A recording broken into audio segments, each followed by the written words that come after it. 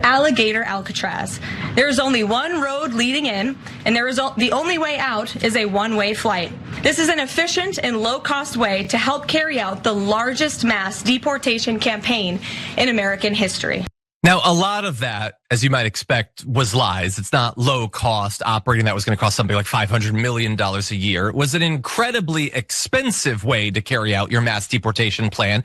And the only reason they did it at all was to appeal to right-wing bloodlust. They liked the idea that like maybe an alligator is going to eat somebody.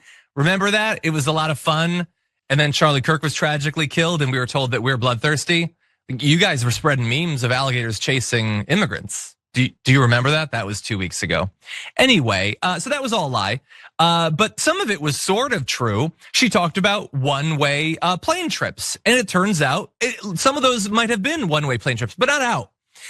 Some people might have had a one-way plane trip to Alligator Alcatraz because it turns out now that there's a lot of people who are oopsie-daisy missing.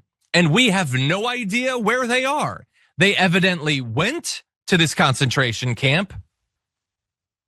And now we don't know. Maybe they're there, maybe they're not.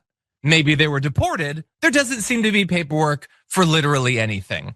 And so there's this report the Miami Herald put together, could not determine the whereabouts of nearly 2/3 of the 1,800 men brought to the facility during just the month of July.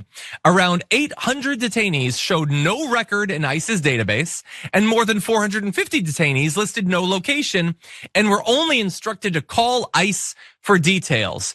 And I don't know why the Miami Herald is complaining. I'm sure when you call ICE, they're very helpful. Now, some of these people could potentially be at this concentration camp. It's just hard to know because Florida cares so little about these people's lives that they don't basically do any record keeping. So unlike federal facilities, the Everglades Detention Center is run by the state of Florida, and they don't maintain a searchable database of people detained at the facility. Now, why would you have the database? Well, if you acknowledge that these are human beings who have family members, friends, spouses, children, and those people might want to at least know where their family member is being held, then you would do the database.